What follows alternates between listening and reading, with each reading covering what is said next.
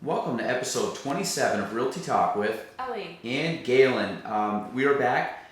This past week was a very hot week. It was easily in the 90s. I was gone this past week into Maine, but it was hot here. It was hot there, and it was hot here. Yeah.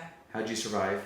Barely. We have casement windows and we don't have an AC unit for that, so it's a little hot. There you go. And you didn't go out in the sun because you're white. We're white people. Yeah. Very white. Ghost like. So I tried to stay in. I saw a great. I was at a house. We were at like a family party thing a few weeks back, and they had a sign out that said, "What was it? Pubs, the Irish sunscreen." And that was me over the weekend. So I was like kind of like in like pubs. I was like in little breweries and stuff. But I was avoiding. I was a shade seeker over the weekend. So an AC seeker. And then Ellie, what did you do this weekend that involved scissors? Please explain this because this blew my mind when you said that you actually did this. I mowed my lawn. You don't, no. You gonna say mowed? You gonna stick with mowed? I'm sticking with mowed. Okay, you mowed your lawn. I trimmed my grass hair in my front yard, and in my defense, it's a very small yard. I also did my neighbors because they weren't home and it was getting kind of shaggy. And then I found out just now from Nicole that apparently I don't need to do that. But in my defense, the Homeowners Association hadn't done it since I moved in a month ago, so I assumed it was my responsibility. So were you like hands and knees, like Yes. individually clipping through? Think of the most embarrassing way someone could do that, and that's how I did it. I agree. Yeah, our awkward Ellie, we love her, but awkward. So have we taken our office here? Was it roughly this size lawn? Bigger? Smaller than this. It was? Okay. Because there's a lot of, there's a walkway through it. It's probably like 4 of these tables. And how long did that take you? 30 minutes, maybe? That's fast if you did. I'm a fast trimmer. I guess so. I want to go like check and see how level that is. It's probably Let's hope you either get the lawnmower fixed. That should be a homeowner association thing though. Yeah, it might be. But they hadn't done it in a month. And I saw kids walking around with weed whackers, but I haven't seen anyone with a mower. So. Well, you could probably weed whack that, to be honest, without a mower. Yeah, that's what Megan said that she'd let me borrow a weed whacker. It'd be much faster. She'll let you blow your leaf blower too, and blow it out into the streets. So our topic today, 2 things, and they tie into each other. And the reason I'm saying this is I've started to go to lunches. I say start, I've always done this, but I'm starting to get more proactive with going out to lunch with people or breakfast because part of it is if I'm gonna go eat somewhere, I'd rather go out and eat with friends. But other things to catch up and stuff. And what I found is that doing this and meeting either people that I've met, but I get to spend more time one-on-one with them and talk kind of at a deeper level than something like a quick chit chat. There's some very, very, very good people in this area that are doing some cool things, and I'm a big proponent of our area, and a lot of these people they're on the younger side because that's kind of my friends or roughly my age or their peers, but there's some there's definitely people that are older than me that I go get coffee with or have lunch to, and a lot of them are people that I look up to or take a lot of business or life advice from, and they're people I try to meet with regularly also. But I have met with a few younger people recently. I say younger, but people in their 20s, and they're doing a lot of cool things and have a lot of ambition. And we'll probably won't get into this full topic because I actually have a longer podcast coming up in a couple of weeks with a couple of these people, and they're basically going to talk about how millennials aren't as lazy as people probably think that they are. I think there are definitely a lot of lazy millennials, but I think there's just as many millennials that are getting after it and doing some cool things. So one of the things I want to talk about today is, and I think we'll probably have enough time to talk about this without going into the other topic. So we'll go right into supporting others, and we'll keep the other one for a different day. Okay. Sound good? Yeah, sounds good. Okay, so don't get too long. So the idea of trying to support others in business, I say business pursuits, but life pursuits or whatever that may be. So today I met with, our friend Brittany, and hi Jordy. Hi. So I met with our friend Brittany today, and Brittany obviously is passion for art, and she's trying to make that happen. So we had a pretty in-depth conversation as to some things that she's doing or wants to do or things she could do. I'm very big on trying to support others in whatever they're doing and trying to if I can either whether it be a referral for some reason or whether it be a connection somehow that I can make for them or whether it's just straight up support and an ear to speak to. Yeah. Trying to be there for our friends to support them in whatever they may be doing and just having their back and trying to allow them to also pursue their goals. And what is your, I mean, I know, take Brittany, I know you've talked to her, but I know you have other friends that are in that situation and they're probably like young and trying to figure out their lives and trying to get their start. And so what's your experience with that, and what do you take away or what do you try to add to people that are in a business pursuit? Because I still think, even though we work together, you're a good sounding board for me because I talk to you a lot about stuff and vice versa. And then Jordy just walked into the office here too, and she can probably attest to this. But so what is your thoughts on that? What's your experience? Do you have any specific examples that you've been on either the receiving end or giving end?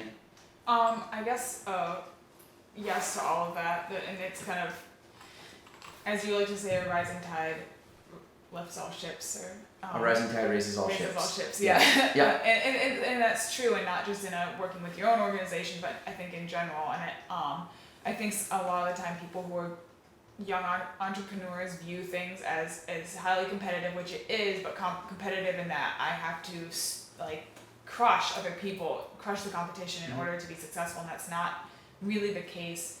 And I really largely like supporting people who are doing art and writing and stuff like that, just because I find it's harder to be successful with that, and having at least one person who recognizes the work is very important.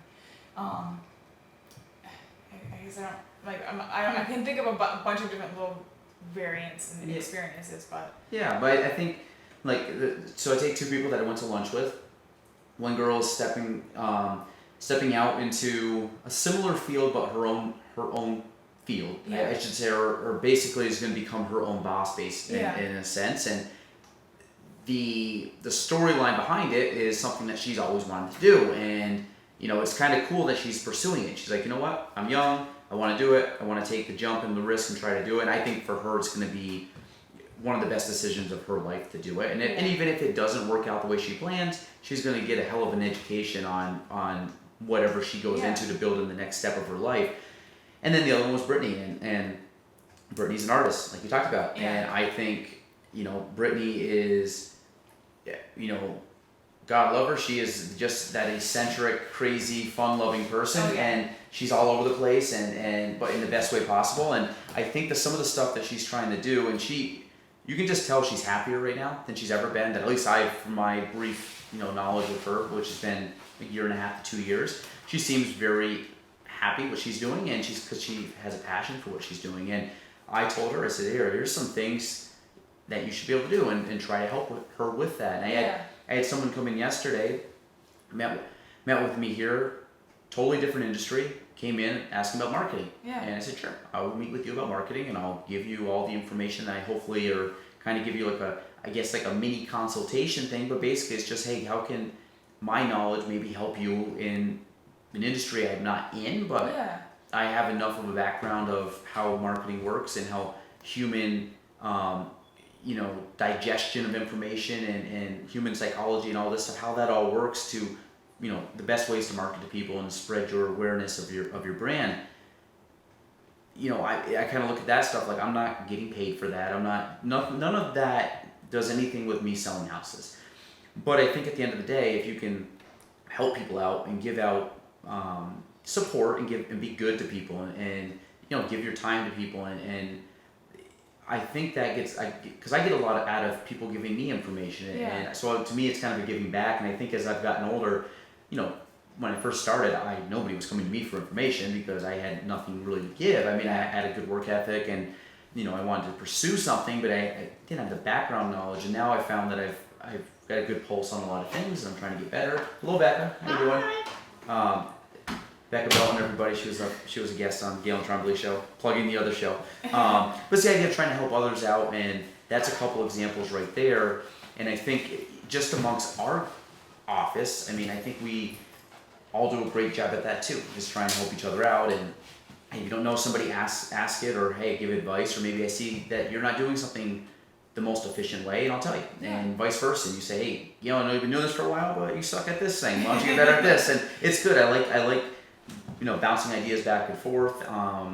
But I think the idea of, like you alluded to it, the rising tide raises all ships analogy is that if we can all build each other up, that we're all going to get better, and if we can all get better, then our area is going to get better, and then that will hopefully bring more opportunities. So instead of trying to be us against them or me versus you kind of thing, we can all just kind of get on the same page and help each other out. And this could be amongst I have that I've met with there's an otter out there, sorry, squirrel moment right here folks, but Where? way over there, it's like a beaver or otter walking by the tree line. It's a woodchuck. Woodchuck. There we go. Well, so sorry, folks, that just caught my eye. But it's the idea that if people can help each other out, and I've done this in the real estate industry. I've met with people. I mean, obviously, I spend a lot of time with our agents in our office, but I mean, I've met people out of our office, they're agents in other places, and they've asked me about stuff, and I will give them information. I really don't care because at the end of the day, I think there's enough to go around, and kind of like there's enough slices of the pie that everybody can benefit from it. So I'm more of, hey, can I help somebody out? I will do it, and I'm fine. I mean, I know what I'm doing. I'm consistent at what I'm doing. I'm okay with helping other people out, and I think by doing that, we can now raise up the industry or raise up our economic situation of our area, or raise up the arts, or raise up whatever, but just young people getting after it and trying to make this place a better area is what I hope my long-term footprint is on this area, is that I can move us from here to here. I'm not gonna be able to do that by myself, but I'm hoping that me, along with a bunch of other really good people, can go from here to here and make a huge stride, and all of a sudden, like, a couple generations from now, or even just one or two, will be like, wow, like that was like a golden age of our area. And hopefully the golden age keeps rolling, but it will be a very big benefit to us as a whole. So that was my rant. That topic just came because of the other thing, which we'll talk about, I guess, next week. But anything, it's the secret thing. Anything else you want to talk about on that topic? Not really. I mean, I've been working a lot this past year on really setting my values, and working on less on, I guess, concrete goals for myself, and more on working towards my values, making sure every action I have is towards my values, and kind of seeing the fruits of that come up, and just that, really supporting local people and supporting other people, and not seeing things as a competition has been one of those values, and I find that it has been very helpful in my personal success, in helping others helps you at the end of the day, even if it doesn't directly do so, it does. Yeah, 100%.